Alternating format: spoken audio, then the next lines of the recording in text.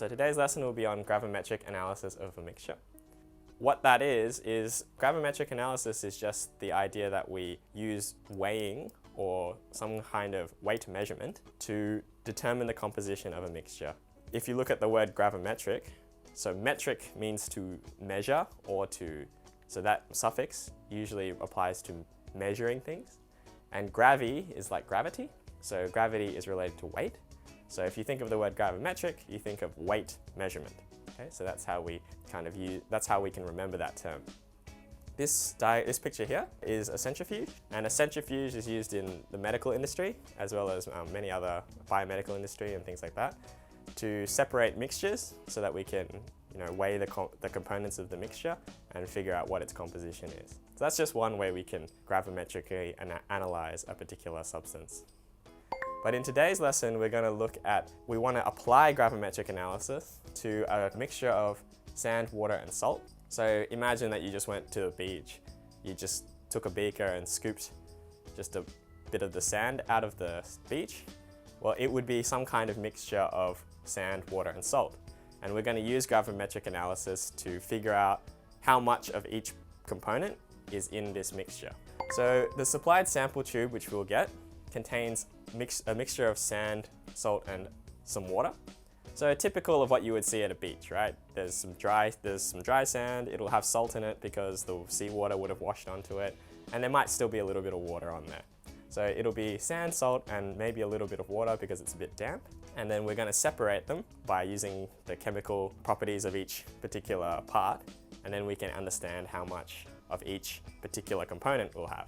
So the first thing to do is we're going to have to measure a lot of things, gravimetric analysis. So we need to make sure we keep track of what we're weighing, okay? Otherwise, it'll just become very difficult to analyze the system. So first, we're going to weigh the tube, which has the salt mixture, or the sand, salt, water mixture. And then we're going to record the mass, and that's going to be M1. Okay, so the first mass that we measure is going to be the mass of the whole thing, which makes sense. So just keep M1 in mind, and then as we go on, we'll write down what each of these masses is. So using a wash bottle and a stirring rod, we transfer the contents of the tube to some filter paper. So what we want to do here is we had a tube full of sand, salt, and water, and then we poured it onto into a filter paper. See that in the top of each of the filter funnels in this picture, we see some white paper looking stuff. That's the filter paper. Why we want to do that is because obviously we can filter the water or the water from the sand, and that way we can measure how much sand we've got. Okay, so that's what we want to do. And the reason we need a wash bottle is because we need to sort of make sure that all of the mixture gets into the filter paper and none is left in the test tubes down the bottom. Okay, so that's why we need the wash bottle. And we have to ensure that we've weighed the filter paper. Okay, so before we do anything, we weigh the filter paper, and that's going to be M3. The reason why we've put it as M3 is because it's sort of not a hugely important measurement, as in it's not the key measurement.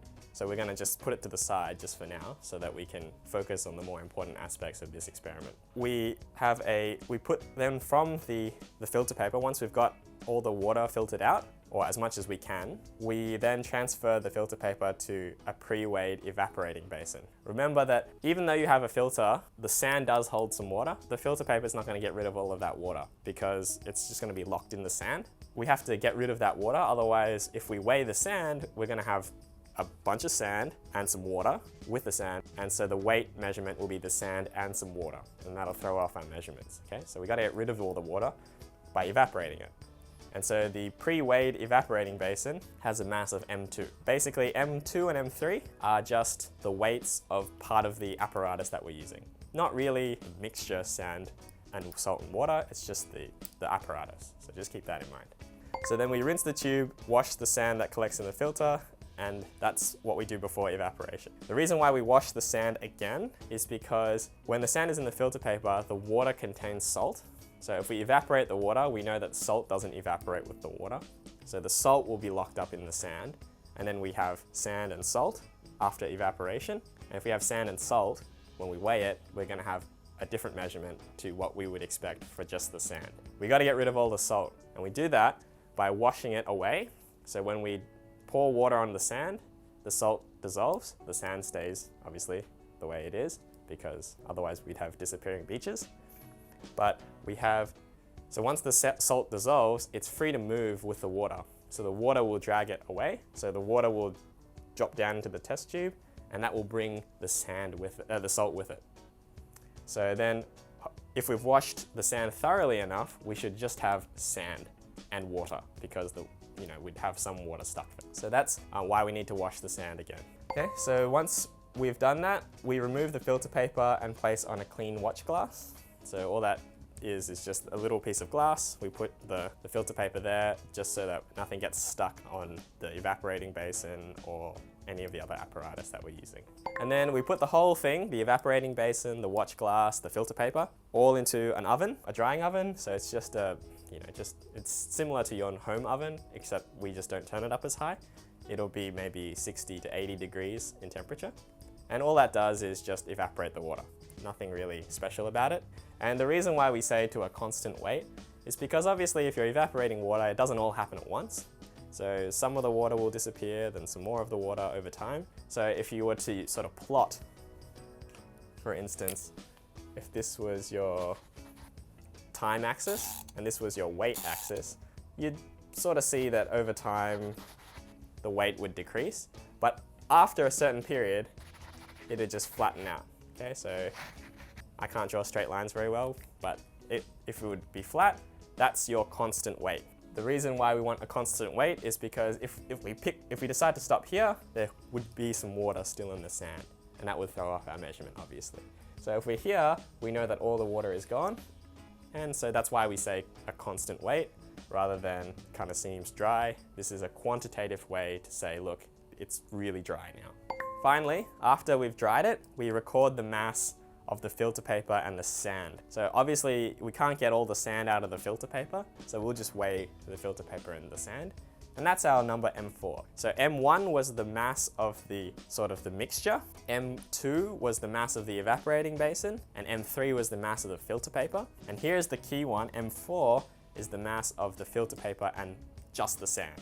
So the way to evaporate things is there's a bit of a technique to it. So while I went through kind of the overview of how to evaporate, just put it in the oven basically, there is a bit of a technique to it, particularly if you want this experiment to be done, say, in the space of kind of an hour or so, which would be good for you to get the results in, say, one class. We partially evaporate the salt first, the salt water, on a hot plate. It's just like a stove top.